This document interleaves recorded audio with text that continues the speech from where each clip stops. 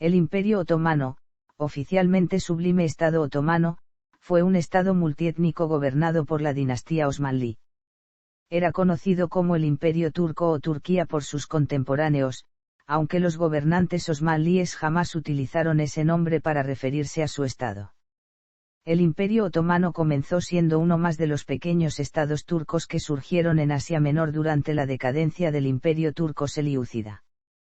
Los turcos otomanos fueron controlando paulatinamente a los demás estados turcos, sobrevivieron a las invasiones mongolas y bajo el reinado de Mehmed II acabaron con lo que quedaba del Imperio bizantino. La primera fase de la expansión otomana tuvo lugar bajo el gobierno de Osmani y siguió en los reinados de Orkan, Muradi y Beyazidi, a expensas de los territorios del Imperio bizantino, Bulgaria y Serbia. Bursa cayó bajo su dominio en 1326 y Adrianópolis en 1361. Las victorias otomanas en los Balcanes alertaron a Europa Occidental sobre el peligro que este imperio representaba y fueron el motivo central de la organización de la Cruzada de Segismundo de Hungría. El sitio que pusieron los otomanos a Constantinopla fue roto gracias a Tamerlán, caudillo de los mongoles, quien tomó prisionero a Beyazid en 1402, pero el control mongol sobre los otomanos duró muy poco. Finalmente, el Imperio Otomano logró conquistar Constantinopla en 1453. En su máximo esplendor, entre los siglos XVI y XVII se expandía por 3 continentes, ya que controlaba una vasta parte del sureste europeo, de Oriente Próximo y del norte de África, limitaba al oeste con el Sultanato de Marruecos, al este con Persia y el Mar Caspio, al norte con el Zarato ruso, la monarquía Habsburgo y la Mancomunidad de Polonia-Lituania, y al sur con Sudán, Eritrea, Somalia y el Emirato de Diriyah. El Imperio Otomano poseía 29 provincias, además de Moldavia, Transilvania, Valaquia y Crimea, que eran estados vasallos. El imperio estuvo en el centro de las interacciones entre el este y el oeste durante 6 siglos. Con Constantinopla como capital y el territorio que se conquistó bajo Solimán el Magnífico, aproximadamente correspondiente a las tierras gobernadas por Justiniano el Grande 1000 años antes, salvo las de Europa Occidental, el Imperio Otomano era, en muchos aspectos, el sucesor islámico de los antiguos imperios clásicos.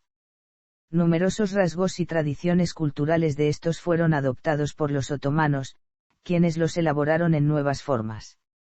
Estos rasgos culturales más tarde se mezclaron con las características de los grupos étnicos y religiosos que vivían dentro de los territorios otomanos y crearon una nueva y particular identidad cultural otomana. Durante el siglo XIX, diversos territorios del Imperio Otomano se independizaron, principalmente en Europa. Las sucesivas derrotas en guerras y el auge de los nacionalismos dentro del territorio llevaron al decaimiento del poder del imperio. Su participación en la Primera Guerra Mundial seguido con la ocupación de Constantinopla y el surgimiento de movimientos revolucionarios dentro de Turquía le dieron el golpe mortal y resultó en la partición del Imperio Otomano. El imperio bajo la dirección de un sultán fue abolido el 1 de noviembre de 1922 y un año después, el califato. Los movimientos revolucionarios que lo habían derrocado se agruparon y fundaron el 29 de octubre de 1923 la República de Turquía. Origen. El origen de los turcos se puede encontrar en las estepas de Asia Central, en el Turquestán, en una etnia dedicada a la ganadería trashumante, en especial de caballos, y al comercio, con prácticas seminómadas. Los turcos pronto se relacionan con las culturas musulmanas de su entorno, entablan con ellas relaciones comerciales y adoptan el Islam en su rama suní. Este contacto se podría deber a la ruta de la seda, pues los mercaderes musulmanes seguramente transitarían por los territorios donde habitaban los otomanos. Las primeras entradas de tribus turcas en la región que posteriormente sería el Imperio Otomano se producen en el ámbito militar, cuando los ejércitos del califato abasí necesitaron soldados para las luchas internas y contra los cristianos y bizantinos durante el siglo IX. Por ello, recurrieron a los territorios fronterizos reclutando a la población. Dentro del califato abasí ya puede apreciarse cómo los turcos van escalando posiciones en el ejército y la administración. La lenta penetración de tribus turcas en esta zona se realizó de dos maneras, mediante la progresiva ocupación del territorio por parte de los grupos tribales y mediante la lucha contra el Imperio bizantino, que había dominado esta región durante mucho tiempo y al que anularon militarmente. La ocupación de Anatolia por los turcos puede tener su origen en la batalla de Manzikert en 1071, cuando los turcos, al servicio de los selyúcidas, derrotaron al ejército bizantino del emperador romano IV Diógenes. Esto permitió que los selyúcidas crearan un vasto sultanato que abarcaba Irak e Irán. Hacia 1243, una invasión mongola al mando de Batu, el Jan de la Horda de Oro, deja hecho añicos dicho sultanato, el cual había sobrevivido a las luchas internas, a los bizantinos, a la primera cruzada y a sus vecinos sirios, los zanguíes y ayubíes, siendo la soberanía mongola la que lo reemplaza. Sin embargo, a esta invasión, aún sobreviven pequeñas porciones de territorio que se convierten en una especie de principados autónomos. De todos estos, hay que destacar el sultanato de Rum, cuya capital ya estaba en Turquía, pues era la ciudad de Konya. Uno de esos principados, al que podríamos llamar su primer estado otomano, pequeño e insignificante, era donde habitaban los turcos, el cual había sido cedido por el sultán selyúcida antes de la invasión mongola al primer miembro dinástico de los otomanos, Ertuğrul. Este territorio tenía por capital la ciudad de St. Ertuğrul falleció en 1290, dando paso a la sucesión de Osmani, nombre del cual deriva la denominación de otomanos o dinastía Osmanli. Fue con Osmani cuando empezó la expansión territorial de los turcos en Anatolia, sentando las bases de un imperio que duraría casi 7 siglos. Expansión. Primeras victorias. Los otomanos no conseguirían poder suficiente como para eliminar a sus enemigos inmediatos y establecer un verdadero estado hasta el gobierno del hijo y sucesor de Osman, Orhan. La clave de su reinado fue la conquista de Nicea en 1331 y Bursa. Esta última no solo proporcionó la capital, sino los útiles necesarios para crear una administración otomana. Pudo acabar también con la amenaza de sus vecinos turcomanos, la ciudad de Aydın, que proporcionaba mercenarios a Juan Cantacuzeno. Tras la caída de Aydın, serán los otomanos los que ayudarán a Cantacuzeno, el candidato al trono bizantino, enfrentado a Juan V Paleólogo, tomándose como recompensa el derecho a saquear el territorio bizantino a lo largo del Egeo, en Tracia, y la mano de la hija de Juan Cantacuzeno, Teodora. A partir de 1354, los cuerpos de expedición otomanos dirigidos por su hijo Salimán Pasa establecieron una base permanente en la península europea de Galípoli, a pesar de las protestas de Cantacuzeno y otros. Este último tuvo que abdicar por haber sido el responsable de que los turcos se introdujeran en Europa. Bajo el mandato de su hijo, Muradi, se hicieron las primeras conquistas estables en la Europa sudoriental. Tomó Edirne en 1361, la convirtió en su capital y nombró el primer visir del que sería el Imperio Otomano, Karalil Pasa, de los Kandarli, familia que monopolizó el puesto durante el siglo siguiente. El emperador bizantino se comprometió a pagar tributo regularmente a los otomanos y a enviar contingentes militares para su ejército, debido a que no podían enfrentarse a la presión turca sobre Constantinopla. Fue uno de los sultanes más importantes del Imperio Otomano por su triunfal campaña militar en Tracia y los Balcanes, que acompañó con tacto y prudencia, pactando con la Iglesia ortodoxa. También fue el primero en ser nombrado sultán, ya que los anteriores ostentaban el título de emires. Para defender a Europa de la amenaza otomana, el Papa proclamó una bula llamando de un modo formal a la cruzada hacia 1366, que fue un fracaso en la ruta de los serbios. Los otomanos siguieron la política islámica tradicional de tolerancia hacia los chiíes, o gente del libro, que tenían derecho de protección sobre sus vidas, propiedades y creencias religiosas siempre que aceptasen un gobierno musulmán y pagaran los tributos que les eximían del servicio militar. Por ello no se hizo ningún esfuerzo para la conversión en masa de la población. Durante su reinado también se creó el cuerpo de los genízaros, una pieza clave en el desarrollo posterior del imperio. Enfrentamientos con Hungría. Las amenazas se multiplicaban, y a su vecino Karaman se unió la expansión mongola de Tamerlán. Los turcos otomanos continuaron avanzando hacia los territorios europeos, poniendo en alerta a la potencia medieval del Reino de Hungría. De esta forma, el rey Luis I de Hungría el Grande condujo en 1375 una batalla en el Principado de Valaquia. La situación política entre los valacos y los húngaros enfrentados a los turcos otomanos generaron ciertos conflictos entre ambos, lo cual creó una situación donde apenas se logró contener las invasiones sin expulsar a los turcos de la zona. Después de la muerte del rey Luis I, sucedió un corto periodo de inestabilidad política, hasta que el rey Segismundo de Hungría subió al trono. De inmediato la amenaza otomana fue tomada en serio por el rey húngaro y los demás duques y príncipes de los estados satélites de Hungría, por lo que se formó la coalición de los estados eslavos del sur, dirigida por Segismundo.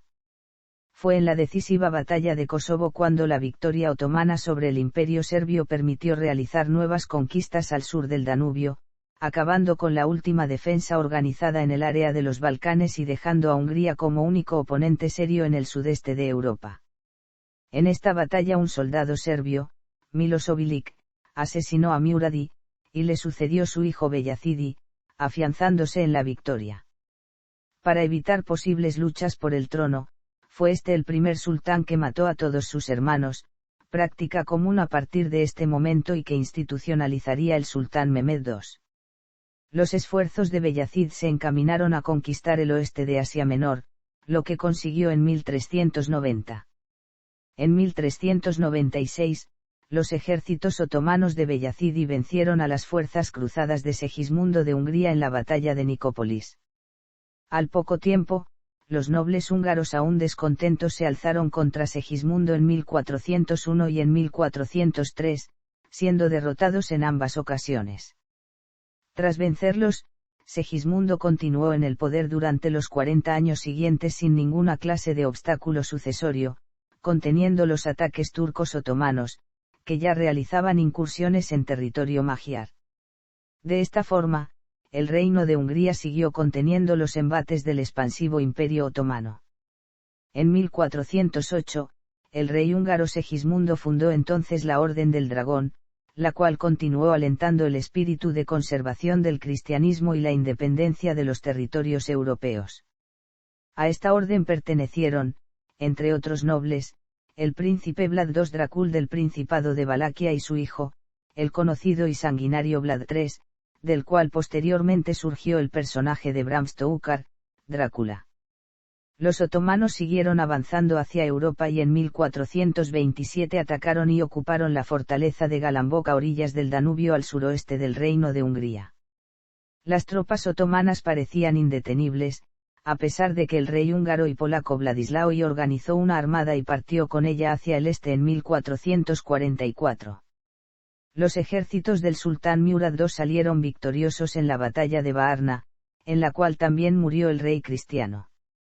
Tras la muerte de Vladislao I, al no dejar herederos, el trono le correspondía al joven príncipe Ladislao V, hijo del fallecido rey húngaro Alberto de Habsburgo, quien había gobernado antes del mártir de Varna. Puesto que Ladislao era muy joven para gobernar, los nobles húngaros escogieron de inmediato a un conde que había sido comandante de los ejércitos húngaros en las anteriores batallas contra los turcos, Juan Hunyadi. Hunyadi prosiguió la lucha contra los turcos otomanos y alcanzó la victoria en el sitio de Belgrado, siendo esta la primera gran batalla ganada por los europeos cristianos contra los turcos. En honor a esta proeza, el Papa Calixto III ordenó que se instituyese un toque de campanas del mediodía para honrar la victoria húngara. De esta manera, Hungría recibió el título de último bastión del cristianismo en Europa, por el cual fue conocido durante toda la época del Renacimiento. Tras la muerte de Juan Hunyadi, y al estar vacante el trono húngaro, su hijo menor fue elegido rey por los nobles, y de esta forma, Matías Kervinou fue coronado en 1458. El rey Matías Kervinou mantuvo una política expansionista en Europa, y durante su reinado logró igualmente contener los ejércitos otomanos. Sin embargo, Su política expansionista estaba enfocada totalmente en otra dirección, emprendió campañas militares contra el Sacro Imperio Romano Germánico y conquistó el Ducado de Austria, pero abandonó las luchas contra los turcos. Muchos historiadores modernos critican estas acciones, que permitieron que tras la muerte del rey, los otomanos continuasen avanzando hacia los territorios húngaros y tomasen Belgrado en 1521. De esta manera, la época dorada del reino húngaro finalizaría en 1526, cuando finalmente fueron vencidos por los turcos en la batalla de Moacs, en la que también murió el rey Luis II de Hungría. De inmediato se libraron varias batallas a lo largo del reino, hasta que en 1541 cayó por último Buda, la capital húngara. Luchas internas y consolidación de la unidad. El imperio tras la caída de Constantinopla.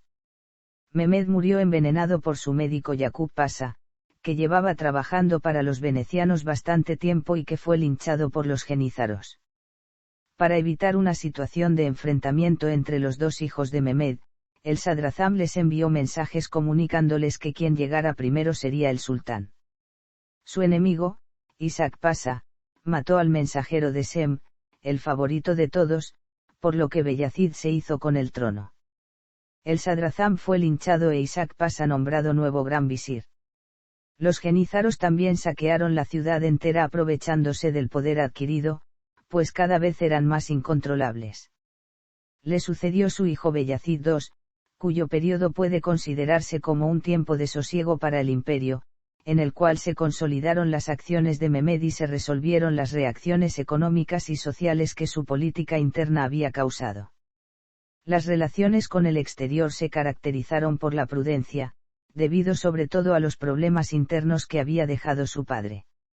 Además tuvo que enfrentarse a la revuelta promovida por su hermano, Sem Sultán, que se instaló en la ciudad de Bursa y se proclamó padisa.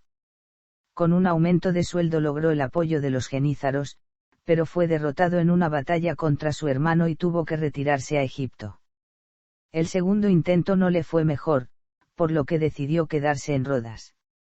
La primera decisión de Beyazid fue anular la reforma agrícola que había realizado su padre, devolviendo tierras a sus antiguos dueños, terratenientes y sobre todo religiosos. Una vez hecho esto, eliminó a los altos cargos del Devşirme para crear un equilibrio entre estos y la aristocracia turca, cosa que consiguió y mantuvo hasta su muerte. Reorganizó la estructura fiscal y estableció un nuevo sistema de impuestos, más llevadero para los súbditos. Bajo la influencia de los ulemas, Beyazid luchó contra las tendencias europeizantes y se adhirió al Islam ortodoxo, en lucha contra la proliferación del chiismo. Se le considera un integrista ortodoxo y, aun así, permitió la afluencia masiva de los judíos expulsados de España y de otras partes de Europa. Beyazid tuvo 8 hijos, y la lucha por la sucesión se hacía cada día más latente. Quiso engañar a sus hijos para matar a todos menos uno, pero 3 de ellos no se dejaron engañar. Efectivamente, se desató al final una lucha por la sucesión. Obligado por los genízaros, tuvo que ceder a que su hijo Selim fuera su sucesor, y enfrentarse a este ante sus exigencias para que abdicase en su favor. El otro candidato, Ahmed, se casó con una hija del Shah de Persia. Beyazid se vio obligado a ceder el trono a Selimi en 1512 a causa del levantamiento de los genízaros. Selimi era un estadista coherente, organizador y un extraordinario dirigente. Mandó eliminar a sus hermanos y primos después de la muerte de su padre, por lo que recibió el sobrenombre de El Cruel. El primer objetivo que se impuso fue consolidar el Estado y se dirigió hacia el este, a por los chiíes de Irán. Ganaron la batalla después de una larga campaña, pero no acabaron definitivamente con la amenaza. Selim fue un ferviente suní y mandó aniquilar a muchos chiíes de Asia Menor. La segunda expedición de Selim tuvo lugar en 1516, esta vez contra los mamelucos de Egipto. Primero se dirigió a Siria, donde los dos ejércitos se enfrentaron cerca de Alepo. Tras esta victoria aplastante de los otomanos, estos se dirigieron a Egipto y lo conquistaron también. El califa Mutebekkil III cayó prisionero de los otomanos en 1517 y este califa abbasí tuvo que ceder su título. Logró asimismo llegar a Arabia y conquistar la Meca y Medina. En 1519 el señor de Argelia también se adhirió al ejército del Gran Señor. Selimi murió de cáncer en 1520.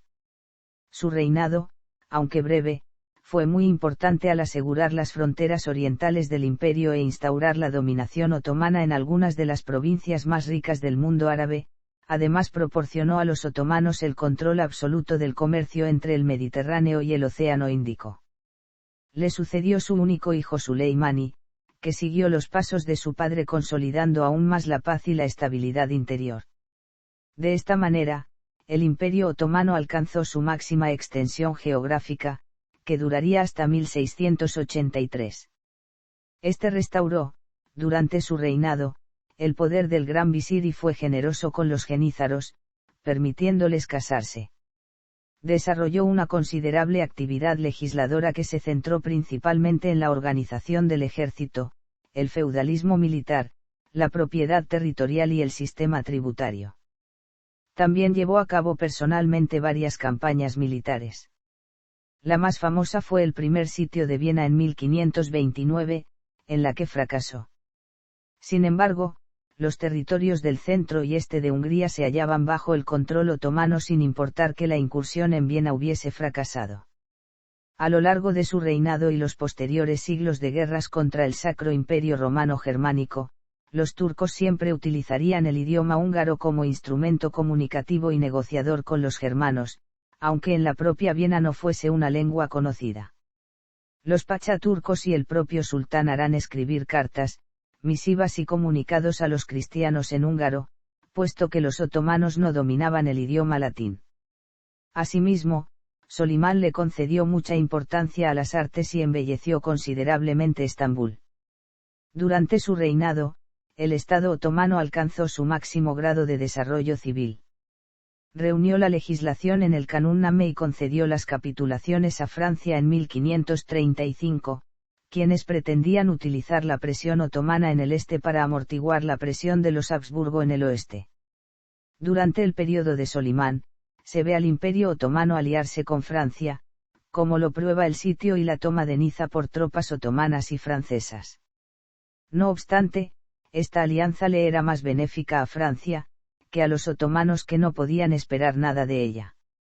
Es importante destacar a quien fue gran visir de Suleimán entre 1523 y 1536, Pargal Brahim Pasa, que debido a su gran labor en numerosas campañas militares y su exitoso trabajo como líder del ejército, fue absolutamente vital para la que fue para muchos la mejor época del imperio.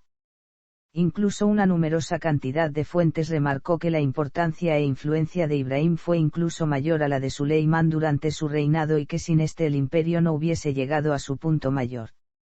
Ibrahim destacaría gracias a su impresionante habilidad en el manejo político del imperio y en las campañas militares, sobre todo liderando a los ejércitos y convirtiéndose en una amenaza letal para el enemigo. Fue un valiente comandante del ejército que siempre cumplió su papel exigiendo justicia y el honor del imperio. Fue un blanco a eliminar constante para todo aquel que fuese enemigo de los otomanos, también por ser el fiel amigo y consejero de Suleimán. El sucesor de Suleimán fue el hijo de este y de Hurrem Sultan, Selim II, que cometió el error de atacar la isla de Chipre y sufrió la primera derrota otomana en Europa en la batalla de Lepanto, en 1571. Al morir el sultán, su hijo Murad III subió al trono. A partir de este sultanato creció la influencia del harén en las decisiones del gobierno. Murad III se dedicó a la buena vida y los placeres del harén, al igual que su sucesor Mehmed III, dejando todo el poder en manos del gran visir. El caos y la inseguridad reinaban en todo el estado, y dentro del ejército aumentó la enemistad entre genízaros y sipáis, el cuerpo de caballería del ejército otomano. Cuando muere el sultán, su hijo Ahmedi es muy joven, y después de un breve periodo de auge se termina de consolidar el sultanato de las mujeres. El siglo XVII, bajo los sultanatos de Mustafa I, Osman II y Murad IV, fue una época trágica. Osman II fue el soberano más culto de toda la dinastía. Sabía que una reforma era necesaria, la cual vencería los poderes fácticos establecidos. Los genízaros, al tener noticia de ello, asesinaron a los altos cargos en sus propias casas, por lo que el sultán tuvo que ceder. A pesar de todo, no se libró de ser asesinado a manos de los genízaros. Después de la nueva ascensión de Mustafa y nombraron a Murad IV nuevo dirigente del imperio. Este consiguió hacer alguna reforma en la administración pero, cuando murió, el Estado quedó sin dirigentes y se extendió un vacío de poder por el imperio durante 20 años. El sultán Ibrahimi sucedió a Murad IV y es considerado el peor padisa de la dinastía otomana. Anuló lo que había conseguido Murad IV, provocando una corrupción generalizada y desmedida, aparte de una crueldad incomparable debido a la locura que padecía, lo cual se vio reflejado tanto en el Estado como en el harén del palacio. Sultanato de las mujeres. El término hace referencia al periodo en que las mujeres, en la mayoría de los casos, madres legales gobernaron en nombre de sus hijos, esposos o nietos debido a la ineptitud, ausencia o inexperiencia del sultán en función. Esta época abarca desde mediados del siglo XVI hasta finales del siglo XVII, comenzando con el nombramiento de Roxelana en 1534 como esposa legal de Solimani, y finalizando con las regencias oficiales de Mapeiker Kosem y Turan Hatisi en 1683. Durante este periodo también los genízaros empezaron a intervenir directamente en la política del imperio.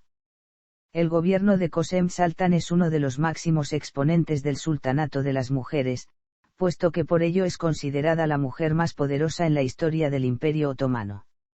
Se convirtió en la primera regente oficial del sultanato durante la minoría de edad de su vástago Murad IV, mantuvo cierta influencia durante el terrible reinado de su hijo menor Ibrahimi, y volvió a proclamarse regente del imperio pero bajo el mandato de su joven nieto Mehmed IV. Tras su muerte, su nuera Turan Sultan se convirtió en la segunda y última mujer regente del sultanato, título que conservó hasta su deceso pero no logró ejercerlo en su totalidad debido a la influencia del gran visir en los asuntos del Estado. Organización. El proyecto del creador de la organización otomana, Fethi Mehmed, era el de crear un imperio inmenso, el cual integraría a mongoles, musulmanes y cristianos.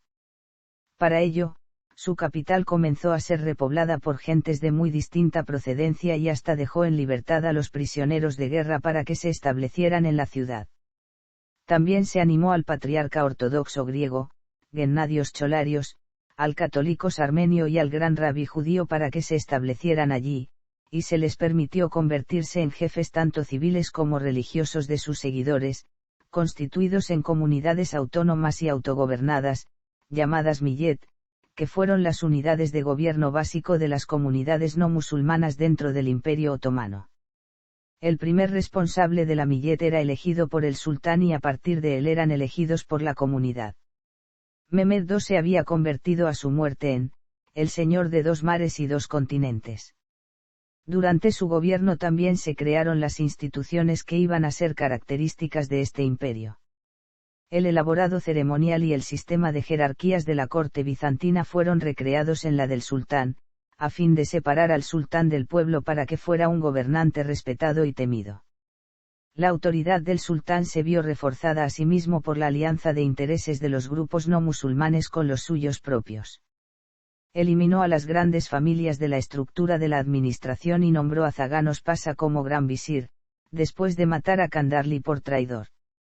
Para evitar la desintegración del imperio que le sucedía a los estados turcos, que dividían el imperio entre varios sucesores, Mehmed y sus sucesores establecieron el principio de indivisibilidad de poder, con todos los miembros de la clase dirigente sujetos a la voluntad del gobernante.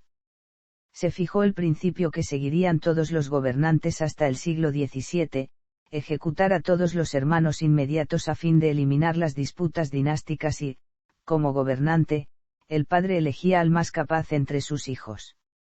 Finalmente Mehmed empezó el proceso por el cual estas disposiciones fueron codificadas en el Kanun Name, tarea terminada por Solimán el Magnífico. El Principado húngaro de Transilvania como vasallo del Imperio Otomano. Intermediación entre Oriente y Occidente. Economía. A causa de su ubicación geográfica, los otomanos se convirtieron en intermediarios imprescindibles de todos los intercambios entre Europa y el este, sur y sudeste de Asia.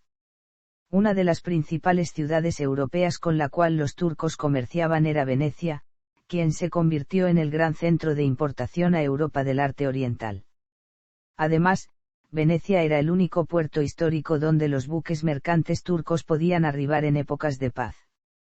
Hasta 1566, el Imperio Otomano no era tan solo poderoso, sino también próspero, como lo prueba el superávit anual que se producía en sus arcas.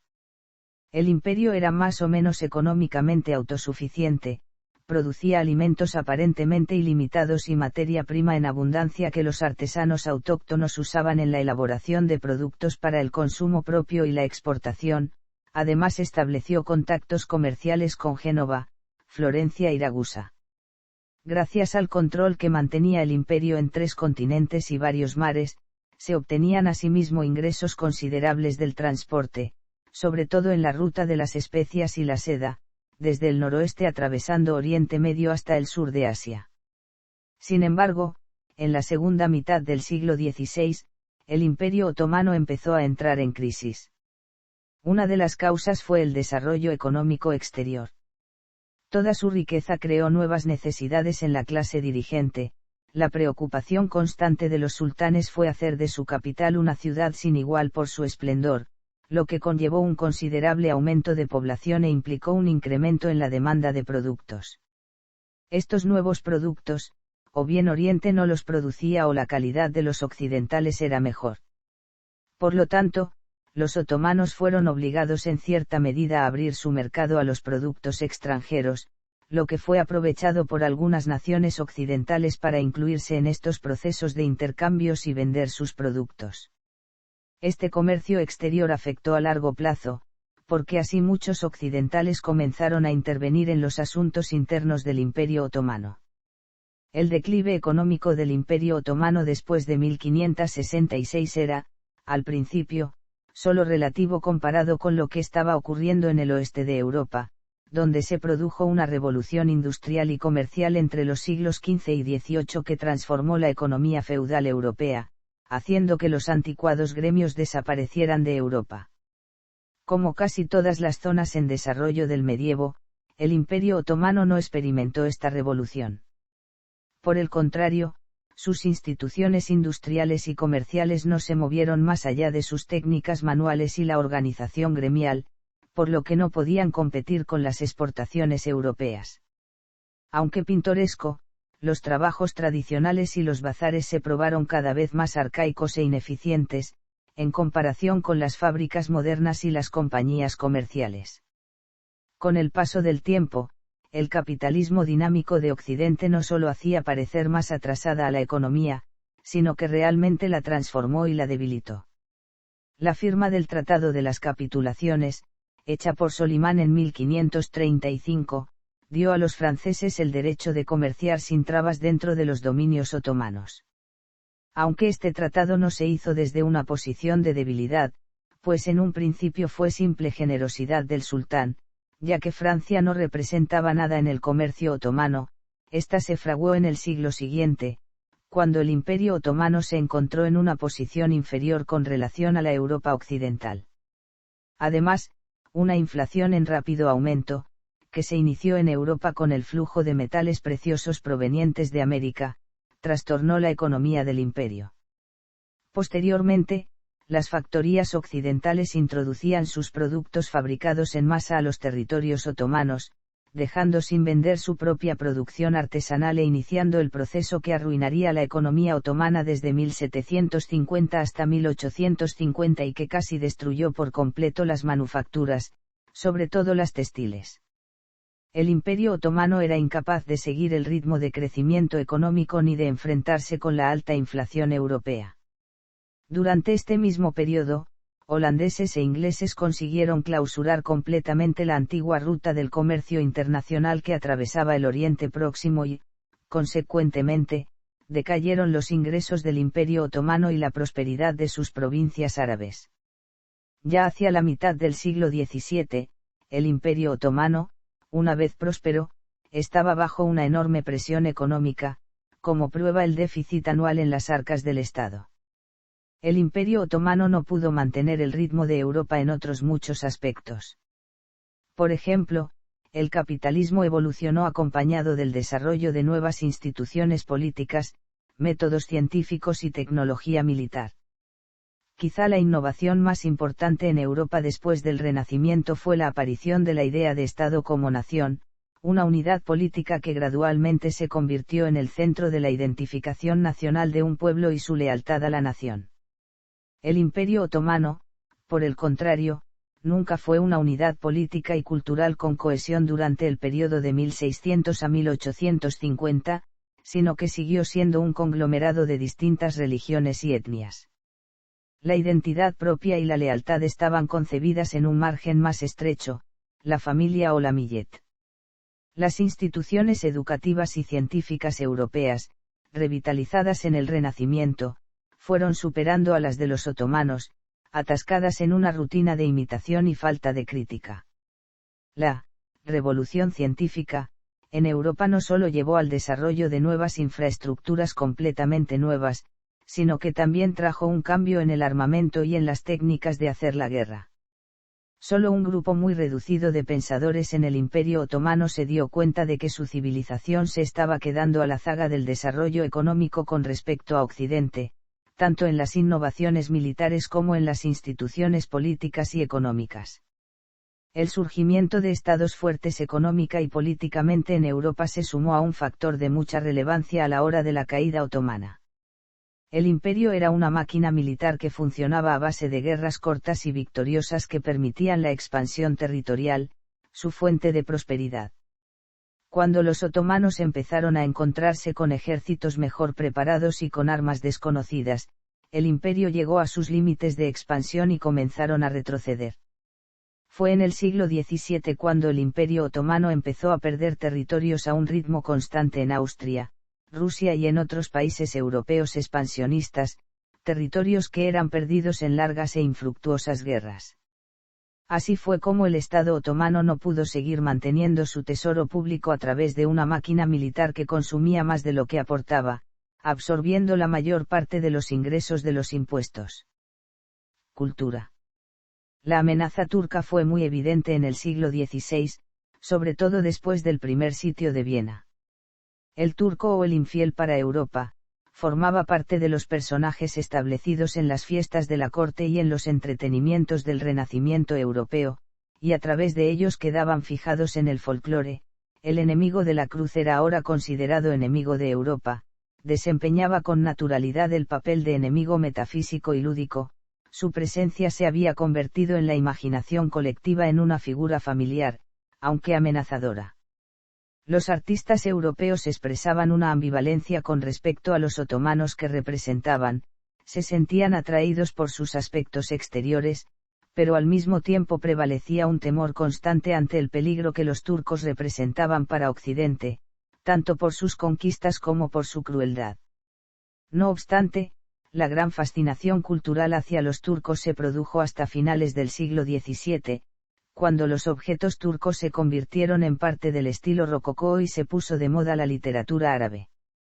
Además, fueron introducidos a Europa, gracias a los turcos, diversos cultivos como el albaricoque o el melón, y nuevas costumbres, contribuyendo al consumo de café en Europa. Religión. Con respecto a la religión en el Imperio Otomano, el Islam hizo avances durante su periodo de expansión y florecimiento, como el hecho de haber tenido cierta tolerancia con los cristianos y judíos que vivían bajo su dominio, llegando incluso a convertirlos en sus protegidos bajo tutela islámica y pagando impuestos personales. Parte de sus intentos de expansión se debían a la idea de una religión universal que, para llegar a esa universalidad, tenía que hacerse bajo la ofensiva militar. Para esto había que combatir contra, frívolos e hipócritas por no tomar en serio a sus propios profetas, quienes habían falseado al profeta Jesús al convertirlo en el Hijo de Dios. Dios es uno, único y no tiene hijo alguno. Sin embargo, durante la época de crisis, la jerarquía islámico-otomana, ahora rígidamente centralizada y burocratizada, parece haber desempeñado un papel histórico más bien negativo, al menos bajo la perspectiva de los que intentaron modificar y modernizar las instituciones otomanas. El ulema principal mostró e impuso un espíritu de estrechez y rigidez mental. Por otro lado, la integración de la jerarquía religiosa en la administración otomana puso a los ulemas en estrecho contacto con la corrupción que se estaba empezando a expandir entre los recaudadores de impuestos y otros sirvientes civiles. Más de un dignatario religioso sucumbió a la tentación de amasar su fortuna personal, desviando los ingresos, adquiriendo iltizams y usando su dinero para vivir en el lujo. Como ciertas familias de los ulemas otomanos se convirtieron en algo así como una aristocracia religiosa, su poder vino a ser social y económico más que moral. Durante el periodo de declive, la jerarquía religiosa dentro del Imperio Otomano pareció haber renunciado a su superioridad moral a favor de los sufíes, que continuaron expandiéndose entre 1500 y 1750. La orden Bektashi, tan extendida entre los genízaros, empezó a ser identificada con este cuerpo. Mientras tanto, las órdenes sufíes, más radicales, se dirigían a las zonas rurales y a las clases más bajas. Muchos ulemas siguieron condenando actividades como la música, la danza, beber café, fumar tabaco o hachís, prácticas que aparecieron en el 15 y el 16 en el contexto de las ceremonias sufíes. En el siglo XVIII, con muchos de los ulemas asociados a la corrupción y debilidad del gobierno central otomano, numerosos sectores de la población miraron a los líderes populares sufíes en busca de un guía moral. Guerras en Europa. Desde la ocupación de la isla de Rodas, el Mediterráneo oriental se convirtió en un lago turco, como ya había ocurrido con el Mar Negro en las décadas anteriores. Las naves dependientes de la Sublime Puerta, ya sean las oficiales que zarparon de Constantinopla, como las corsarias que partían desde Túnez y Argel, generaron un mundo donde la guerra dejaba de ser un episodio estacional para convertirse en uno permanente a lo largo de todo el siglo XVI y del XVII. La reacción imperial fue defender sus costas con el amurallamiento de las ciudades asentadas en sus límites, renovar los sistemas de vigilancia por medio de torres vigía, lograr un mayor control de las ciudades conquistadas en el Magreb e intentar aumentar el número de efectivos navales en el Mediterráneo. En general, estas fueron las principales medidas militares de los otomanos en relación con Europa. Decadencia. La decadencia otomana comenzó después de la muerte de Solimán el Magnífico y el inicio del reinado de Selim II el Borracho, en 1566. A partir de aquí, una serie de gobernantes ineptos hicieron florecer las intrigas de palacio, hasta que la acción combinada del sultán Murad IV y de la Casa de Koprulu motivó una intensa reforma administrativa. Sin embargo, el Imperio Otomano sufrió un serio revés durante la Gran Guerra Turca cuando comprometió todos sus recursos en un nuevo asalto a Viena, que fracasó en 1683 gracias a la ayuda de un ejército compuesto por la mayoría de los países europeos, excepto Francia, comandado por el rey polaco Juan III Sobieski, que reforzaron la tenaz resistencia de los austriacos cuando ya no podían soportar más, agotados y hambrientos. El Estado otomano era una máquina militar fuera de lo común conducida entre 1300 y 1566 por una serie de 10 monarcas. La gran habilidad y la fuerza demostrada por los sultanes a partir de Osman a Solimán son el resultado de dos tradiciones: dar a los jóvenes príncipes otomanos responsabilidades y permitir la sucesión de acuerdo con el principio de la supervivencia del más fuerte. Igualmente notable es la serie de monarcas incompetentes que acompañaron y contribuyeron al gradual declive del Imperio Otomano. La ascensión de estos monarcas incompetentes, frecuentes durante el siglo XVI, se atribuye al cambio de estas dos tradiciones. Después de Ahmed no se les volvió a dar a los príncipes puestos de responsabilidad, por el contrario, fueron confinados en el harén, a la sombra de los lujos y la soledad más que de la experiencia y el reto. Al mismo tiempo se abandonó la costumbre del fratricidio y el principio de la supervivencia del más fuerte, se cambió por el de que el sucesor era el miembro varón de más edad de la familia real otomana, el que salía vencedor de las maniobras del Devşirme y el harén. Todos estos cambios se arrastraban desde el reinado de Solimán, que, cansado de las largas campañas militares y de los arduos deberes de la administración civil centrados en su persona, hizo todo lo que pudo por apartarse de los asuntos públicos y dedicarse a los placeres del harem. El puesto de gran visir, ocupado entonces por su amigo Pargal Brahim Pasa, fue reforzado en cuanto a poder e ingresos, llegando incluso a tener el poder de pedir y obtener obediencia absoluta, privilegio hasta entonces reservado solo al sultán. Este fue el principio del fin, ya que el gran visir podía desempeñar todas las tareas del gran señor, excepto la de mantener la lealtad y unidad de todos los grupos del imperio. La frecuente ascensión de monarcas incompetentes, junto con la acumulación de tíos y hermanos en el harén, condujo a numerosas intrigas de palacio, en gran parte promovidas por los dirigentes de la administración. Como los sultanes ya no podían dominar a este grupo, era inevitable que el Devşirme controlara a los sultanes y usara la propia estructura del Imperio Otomano para su propio beneficio. La administración otomana basada en los esclavos, una vez eficiente y con un sistema de promociones para los más trabajadores y con más talento, se fragmentó en familias que se implicaban en los negocios más lucrativos. Estas familias a menudo trababan alianzas con jefes militares y con personas de influencia en el harén, normalmente las madres o esposas de los que ostentaban el poder, en la sombra o desde el trono. Los historiadores otomanos llaman a esa época el sultanato de las mujeres, al que sigue el del sultanato de los agas, el tiempo durante el cual el cuerpo de los genízaros empezó a intervenir directamente en la política. De esta manera, los sultanes comenzaron a ser mascotas de la política y de los jefes militares. Lo poco que podían hacer los sultanes para tratar de extender su poder era enfrentar entre sí a las diferentes facciones para debilitar la figura del gran visir. La desmembración del ejército y la administración. Durante la segunda mitad del siglo XVII, los genízaros, los principales soldados profesionales del imperio, que hasta ese momento dedicaban toda su vida al ejército y estaban obligados a vivir en celibato, pidieron y ganaron los derechos al matrimonio, a vivir fuera de sus cuarteles y a complementar sus salarios cada vez más pequeños con la adquisición de un oficio o de un iltizam. Después de asegurarse de que sus hijos se pudieran enrolar en el cuerpo, los genízaros se movilizaron para acabar con el Devşirme, de manera tal que cesó el reclutamiento forzado de niños cristianos, pero con ello se aseguró que las familias de la élite militar y política preservaran sus privilegios por generaciones. Al cesar la llegada de la leva de niños del Devşirme se eliminaba toda posible competencia para la nueva aristocracia en las filas del ejército y la administración.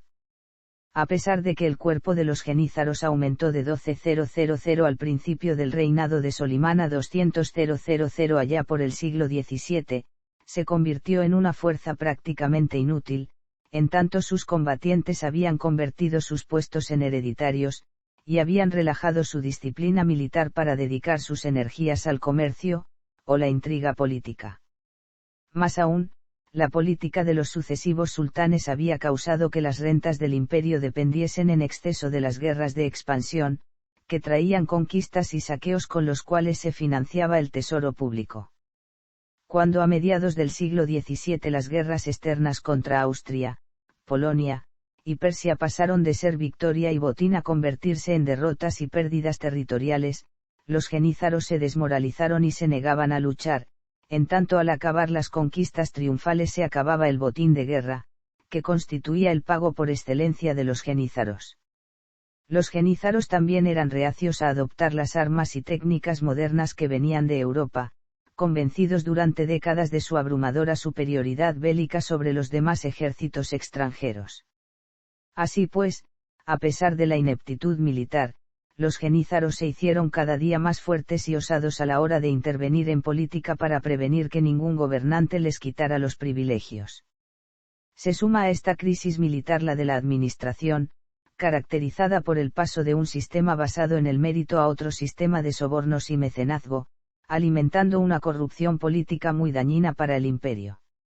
La inflación, así como las continuas guerras, trajeron como consecuencia que el habitual superávit de las arcas públicas se convirtiera en déficit año tras año, por lo que los sultanes y sus ministros empezaron a pedir regalos, a los que buscaban un puesto en la administración, como medio para incrementar el tesoro.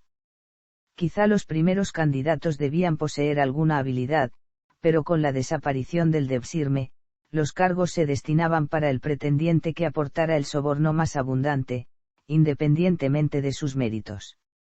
Desde mediados del siglo XVIII los compradores del iltizam y otros cargos se dispusieron a conseguir beneficios, por ejemplo, subiendo los impuestos todo lo que podían.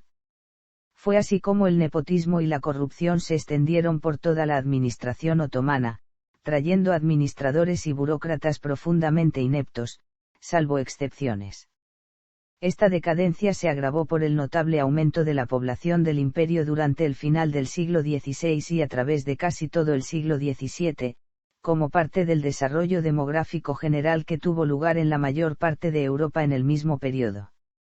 Como la economía del imperio se sustentaba principalmente en la conquista, el botín de guerra, y los tributos a pueblos conquistados, al cesar los triunfos bélicos se llegó a una seria crisis pues los medios de subsistencia tradicional no solo no aumentaban, sino que disminuían en proporción a las condiciones políticas y económicas entonces vigentes. El resultado fue la miseria en las zonas rurales y la aparición de trastornos sociales cada vez mayores. A esto se suma el mal gobierno de los detentores de timars y los multacims, demasiado interesados en recuperar sus propias inversiones y conseguir los máximos beneficios en el menor tiempo posible. Los agricultores que no podían hacer frente a los altos impuestos, eran sacados de sus tierras, momento en el que tenían tres posibilidades. La primera era tornarse trabajadores de alquiler en grandes fincas de los terratenientes, formando una nueva clase de campesinos sin tierras. Otra opción era acudir a las ciudades, donde alimentaban las filas de mendigos sin empleo que protagonizarían una serie de severas revueltas urbanas durante el siglo XVII, y la tercera opción para los campesinos desposeídos de sus tierras era unirse a bandas de ladrones, normalmente encabezadas por un antiguo sipay. Durante el siglo XVII, estas bandas se hicieron comunes en las regiones montañosas de los Balcanes y Anatolia, financiándose con incursiones a las granjas que todavía eran productivas. En algunos casos tales bandoleros llegaron a exigir el pago de impuestos a los habitantes de la zona y en áreas remotas formaron sus propios gobiernos regionales, que sustituyeron y desafiaban al del sultán. En este contexto, con la administración y el ejército cada vez más corruptos y más débiles, el vasto territorio perteneciente al Imperio Otomano no podía ser controlado con eficiencia por el gobierno central. Los imperios vecinos, como Austria e Irán, se aprovecharon de la debilidad otomana para apoderarse por la fuerza de todo el territorio que pudieron, destacando Austria, que tras la paz de Karlovy de 1699 arrebata a los otomanos importantes territorios en los Balcanes tras la guerra de 1683 a 1697 y amenaza su primacía en la región.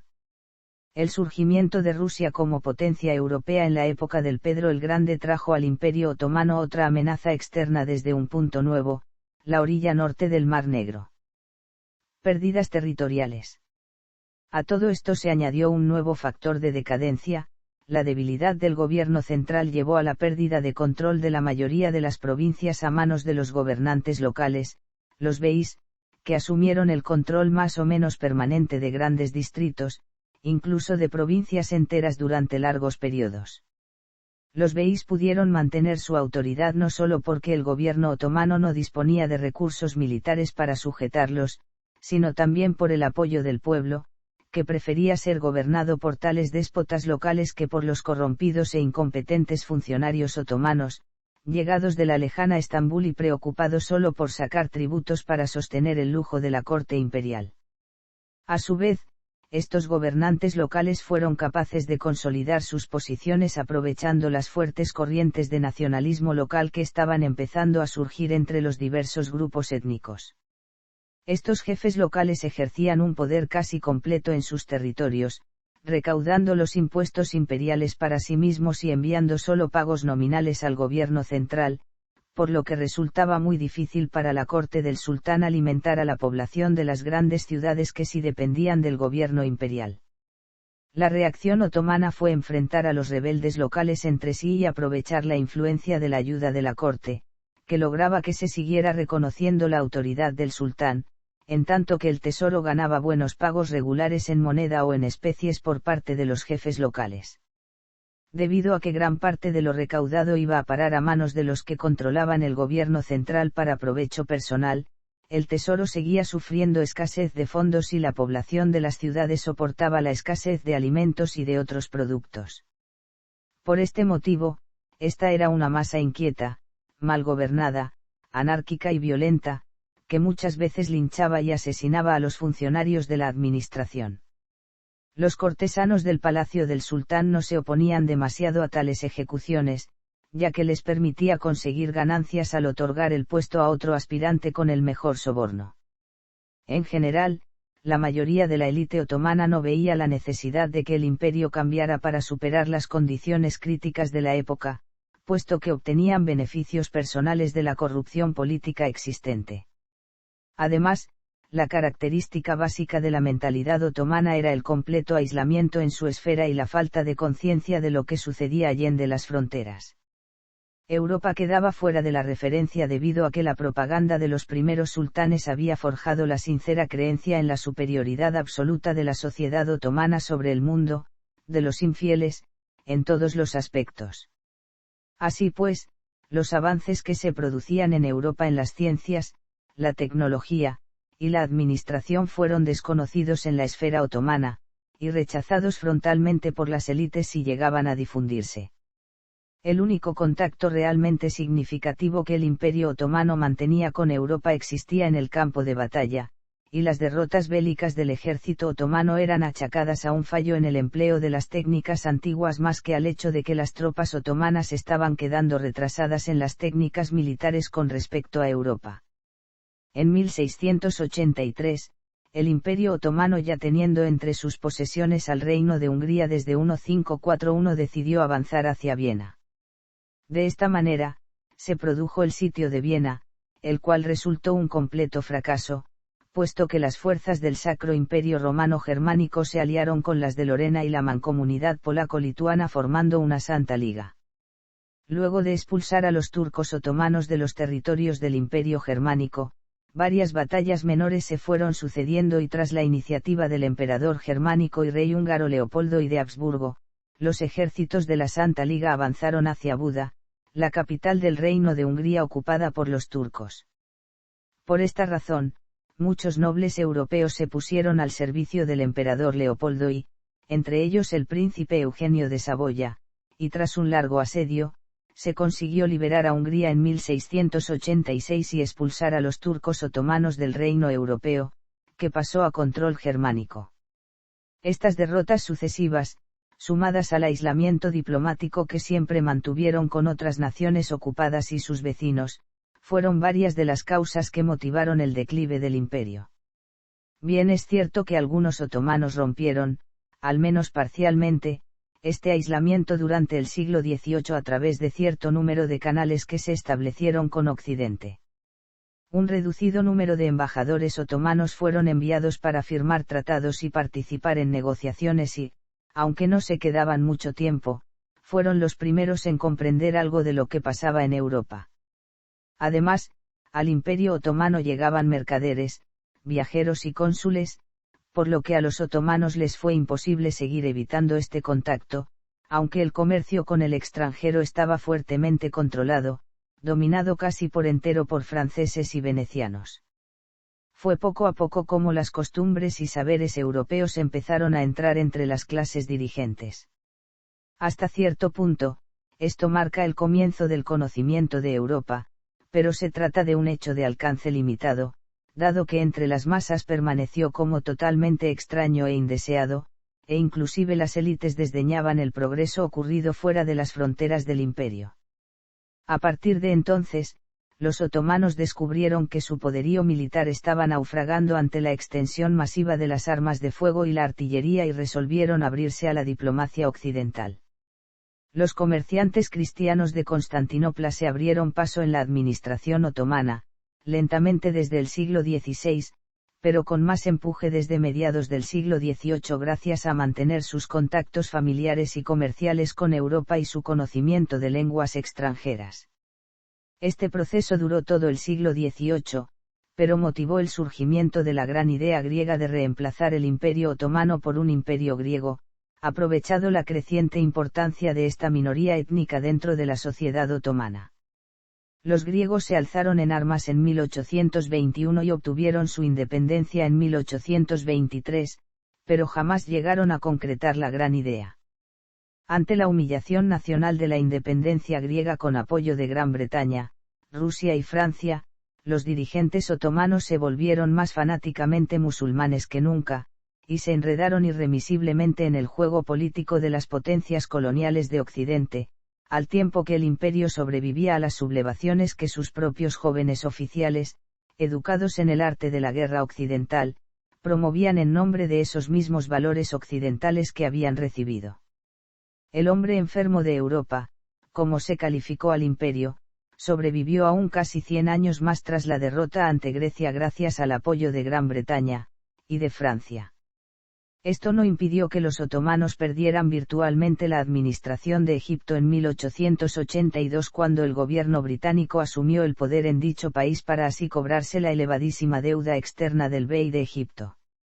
Al mismo tiempo, los pueblos cristianos de los Balcanes se iban independizando uno detrás de otro a lo largo del siglo XIX, con patrocinio directo o indirecto del Imperio ruso. Restablecimiento y reforma.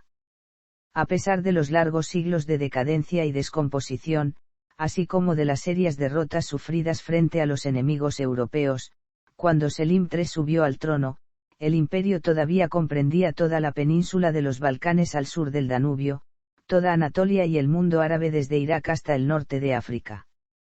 La era de reformas del siglo XIX se puede dividir en 3 fases diferentes. El periodo de transición y preparación. El periodo de acción intensiva. El periodo de culminación, desde 1876 hasta la Primera Guerra Mundial. El primer periodo fue inspirado y dirigido por 2 sultanes reformadores, Selim III y Mahmud II, que no fueron más que reformadores tradicionales. Lo principal de su esfuerzo iba dedicado a purificar, eliminando la corrupción y el nepotismo en la administración. Además, crearon unas fuerzas militares totalmente nuevas, llamadas Nizam y Cedid, cuando los continuos reveses militares demostraron la supremacía europea. Dejaron intactos los antiguos cuerpos, muy hostiles a esta creación, por lo que ambos sultanes se vieron obligados a limitar su número, por eficientes que llegaran a ser. Cuando los Nizam y Cedid provocaron una revuelta de los genízaros en contra de Selim en 1807, no pudieron evitar ni su derrocamiento, ni impedir su asesinato, ni su propia descomposición. Mahmud II fue colocado en el trono y tuvieron que pasar muchos años antes de que se atreviera a restablecer ese cuerpo con un nuevo nombre y emprender la acción contra los asesinos. Además del conservadurismo interno y la oposición abierta, Selim y Mahmud se vieron desviados de su tarea por los continuos peligros militares que tenían frente a sí en el marco de las guerras revolucionarias francesas y guerras napoleónicas. Francia se transformó en enemigo cuando Napoleón Bonaparte invadió Egipto y Siria en 1798. Solo cuando los franceses fueron arrojados de Egipto en 1802, con apoyo de Gran Bretaña, pudieron restablecerse las relaciones normales entre ambos estados. Rusia y Austria constituían una amenaza más constante en los Balcanes, y como resultado de su intervención e influencia surgieron revueltas nacionales contra el Imperio Otomano, inicialmente en Serbia, en 1815, y luego una revuelta masiva en Grecia, en 1821, que progresivamente supusieron la autonomía e independencia de ambas regiones, que fundaron nuevos estados. Las amenazas exteriores y la continua intervención extranjera en los asuntos internos hicieron extremadamente difícil para estos sultanes emprender reformas significativas. Además, los genízaros eran lo suficientemente fuertes para oponerse a los sultanes, pero no lo suficiente como para neutralizar los peligros extranjeros. Como resultado, Mahmud II y sus partidarios llegaron por fin a la deducción de que nunca conseguirían crear nuevas instituciones militares si no acababan con las antiguas. Entonces restableció el ejército de Selim con el nombre de Sekbani Cedid, los trajo secretamente a Estambul y esperó a que los genízaros se rebelaran contra esta decisión.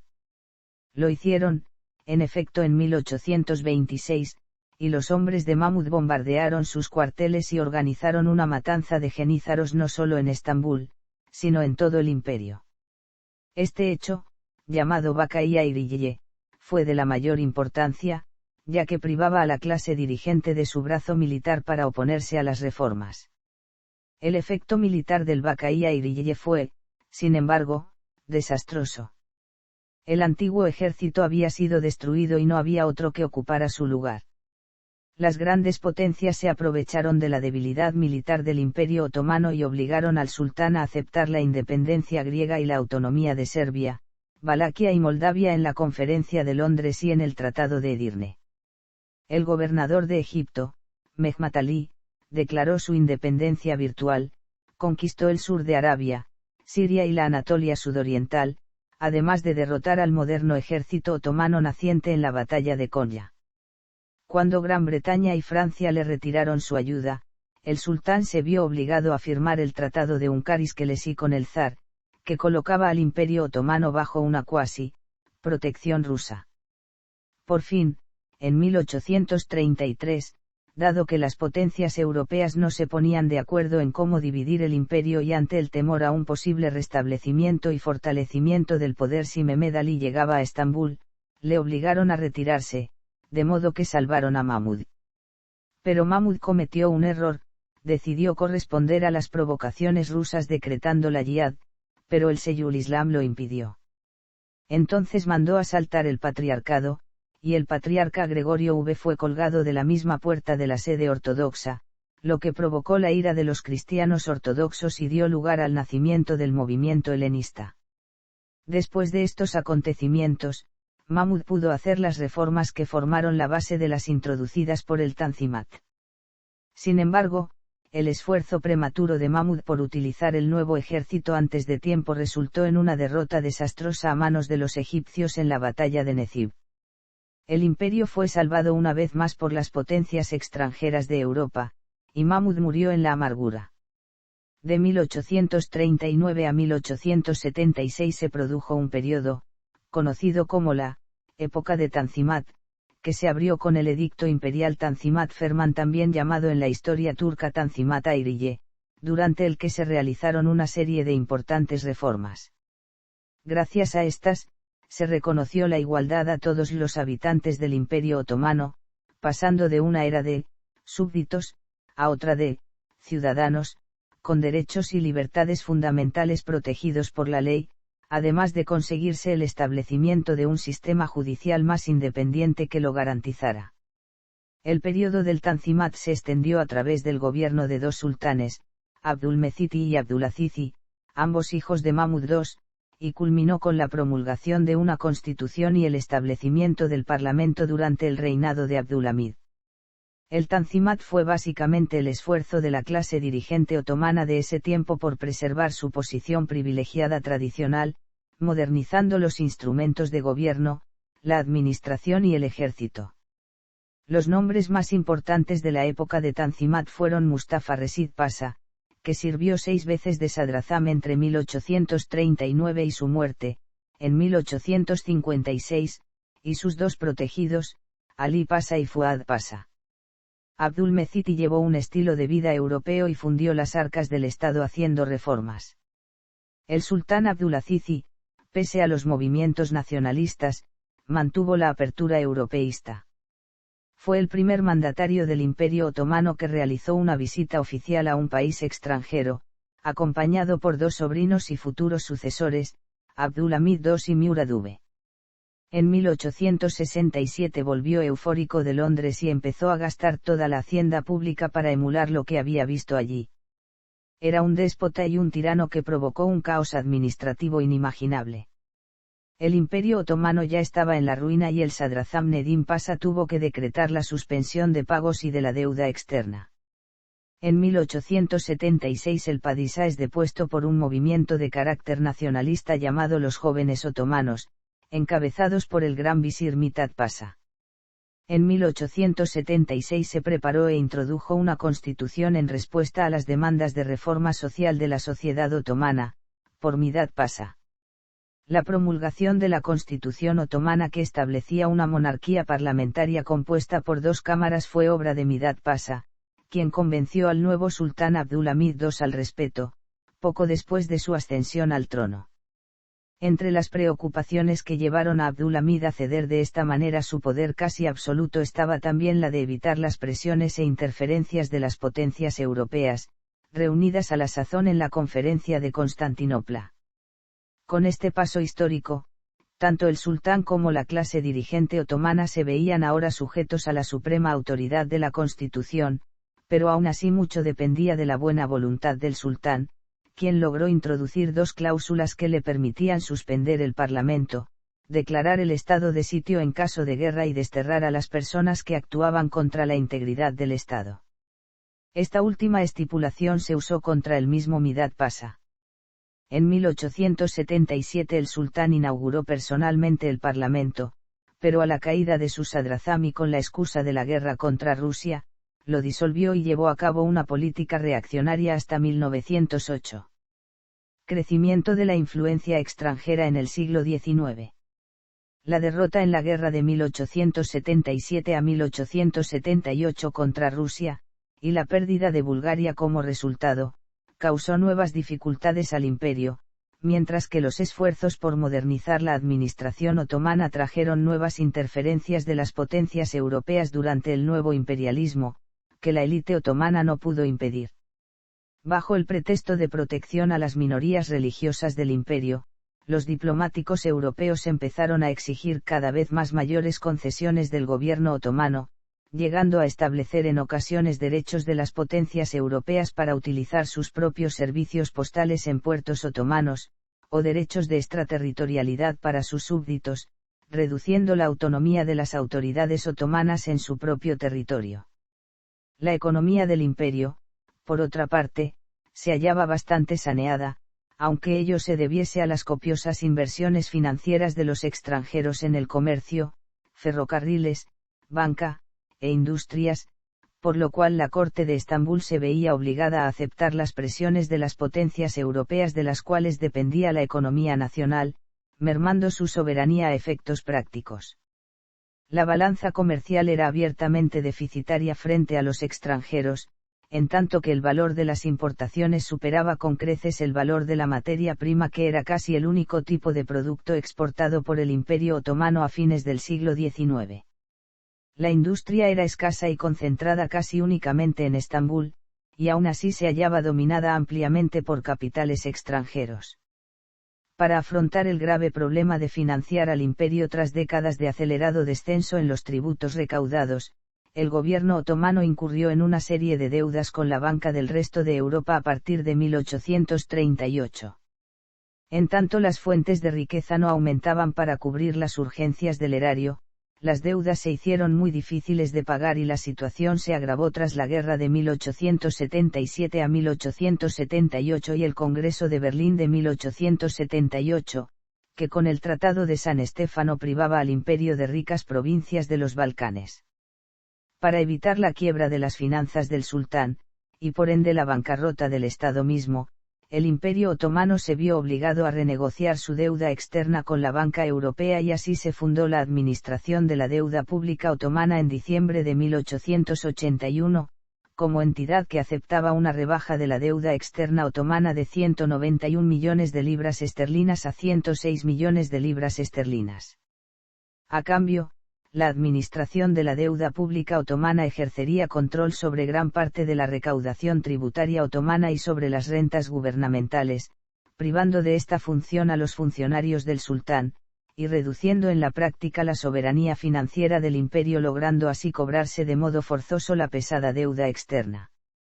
Así, Rusia se erigió en protectora de los cristianos ortodoxos griegos y armenios, reclamando al imperio otomano concesiones, derechos extraterritoriales, permisos de tránsito, y exenciones de tributos para la minoría colocada bajo su protección. Similar política siguió Francia con los católicos maronitas, lo cual justificó inclusive una intervención armada francesa en Líbano el año 1860. Mientras tanto, Gran Bretaña hacía sentir su influencia alegando la protección de la minoría judía con similares reclamos a los de las potencias anteriores. Otras potencias europeas mostraban interés en el Imperio Otomano como un mercado para su producción industrial, fuente de materias primas, y escenario de rivalidades políticas y comerciales.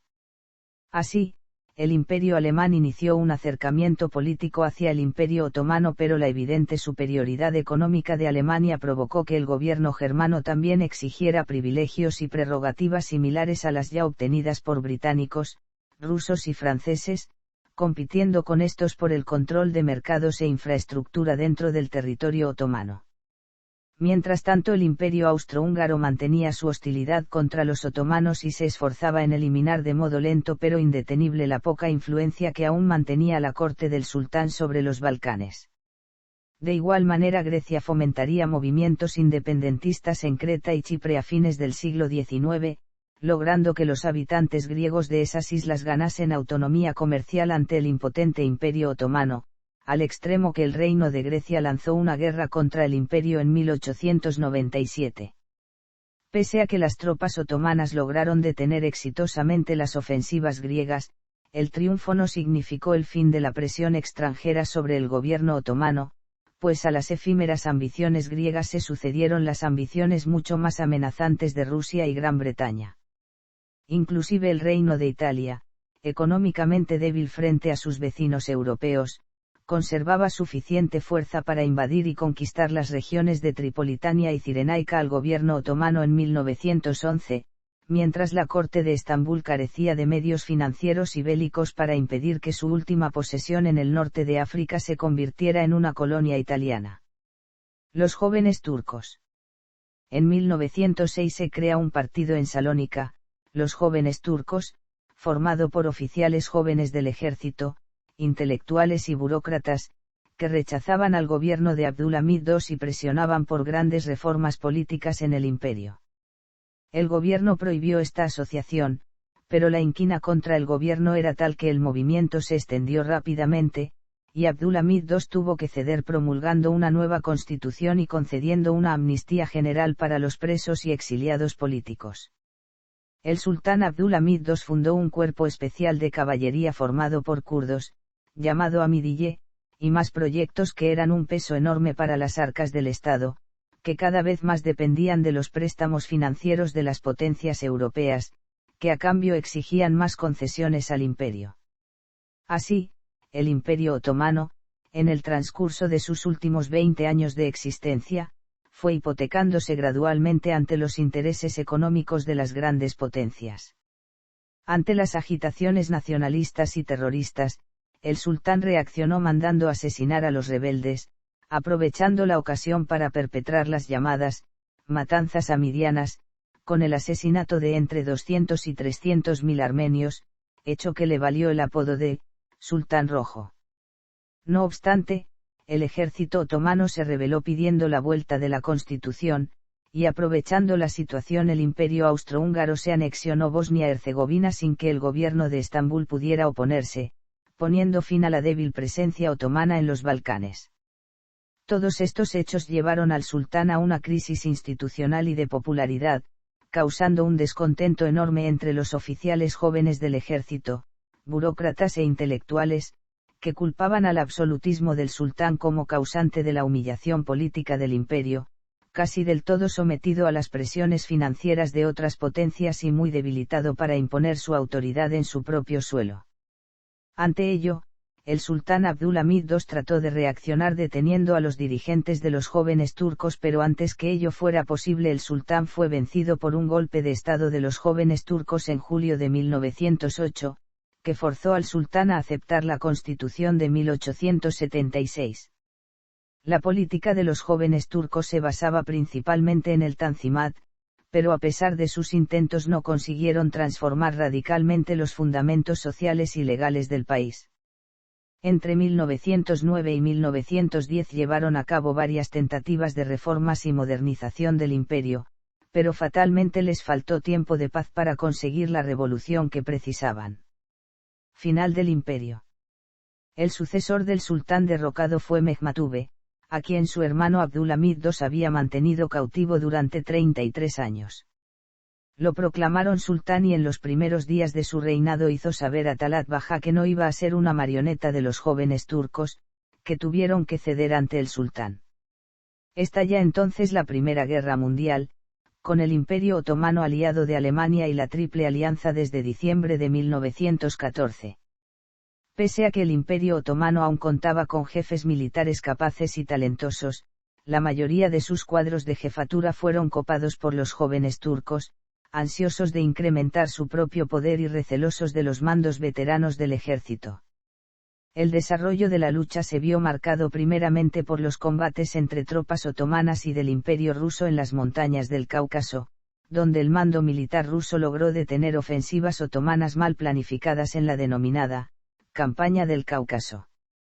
A ello respondió el gobierno imperial desde 1915 con una persecución masiva y violenta de súbditos armenios, acusados de apoyar a Rusia, dando muerte a miles de ellos, deportando a los sobrevivientes en condiciones inhumanas, y luego concentrar a los sobrevivientes de las deportaciones en campos de prisioneros sin alimentos ni abrigo en sitios inhóspitos, episodio considerado actualmente como genocidio armenio que es materia de discusión hasta nuestros días, aunque oficialmente el gobierno de Turquía no niega la muerte de miles de armenios, rehúsa calificarlas de genocidio, denominación reclamada por Armenia y aceptada en muchas organizaciones internacionales.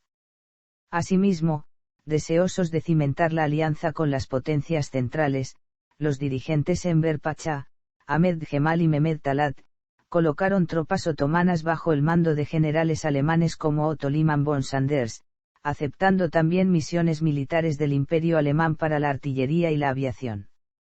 La contienda mantuvo al imperio a la defensiva en todo momento. El sultán Abdulhamid, en calidad de califa, lanzó una llamada a la yihad islámica contra la Triple Entente, pero sus llamados fueron desoídos por las tribus y clanes guerreros de la península arábica, de Siria y del Irak, donde las intrigas de Gran Bretaña y Francia habían logrado sembrar la hostilidad de los clanes locales hacia la autoridad de Estambul. Von Sanders logró frenar una invasión británica de los Dardanelos en la batalla de Galípoli, mientras que otros generales alemanes como Erich von Falkenhayn y Colmar von der Goltz asumían el mando supremo de las tropas otomanas. Pese al apoyo germano en dinero, armamento, y jefes militares, las fuerzas armadas del imperio se veían en constantes apuros ante el enemigo, por diversos motivos: control del mando militar por una inepta élite burocrática, disputas político-étnicas entre suboficiales y tropas, y comunicaciones e infraestructuras muy pobres para sostener un esfuerzo bélico serio en un imperio tan vasto. Estas dificultades se vieron agravadas por la influencia de los tres pasás en decisiones militares, causando gran fastidio entre los asesores alemanes. La evolución de la lucha fue empeorando para el Imperio Otomano en todos los frentes, especialmente desde inicios de 1917, aunque en el frente norte la amenaza rusa desapareció con la Revolución de Octubre en noviembre de 1917. En el este, la campaña de Mesopotamia terminó con un triunfo británico al tomar Bagdad el 11 de marzo de 1917. Más al sur, la campaña del Sinaí y Palestina contra las tropas de la Commonwealth y la revuelta árabe resultaron en derrotas otomanas, hasta que en 1918 las fuerzas otomanas se hallaban en retirada en todos los frentes. La asistencia alemana se mantuvo, pero el mando del Reichsheer debió dar prioridad a la Kaiserschlacht en mayo de 1918, y luego a la ofensiva de los 100 días en agosto. Con mermada asistencia germana, la situación militar del Imperio Otomano empeoró. El ferrocarril de Liyaz fue destrozado por los rebeldes árabes en mayo de 1918, mientras británicos y australianos penetraban en Siria tomando Damasco el 1 de octubre de 1918 y Alepo el 25 de octubre. En los Balcanes, la expedición greco-franco-serbia derrotaba a Bulgaria y forzaba al gobierno búlgaro a pedir el armisticio el 29 de septiembre, complicando la situación otomana y convenciendo a los tres pasás que la guerra estaba perdida. Tras un ataque naval británico a Estambul, el gobierno otomano aceptó el armisticio de Mudros el 30 de octubre, retirando sus tropas hacia Anatolia. Aceptó las mejores condiciones teniendo en cuenta la situación, y los cabecillas de los jóvenes turcos, Cemal, Enver y Talat, huyeron en un submarino alemán evitando su detención por las irregularidades cometidas durante su gobierno. Después de la derrota de los imperios centrales, el Imperio Otomano se desplomó en el desorden. El primer presidente de la República de Turquía, Kemal Atatürk, abolió el sultanato en 1922, dentro de su proceso de reformas y modernización, y declaró la renuncia a la idea imperial, lo que constituyó de hecho el fin del Imperio Otomano. Gráfico de la historia del Imperio Otomano.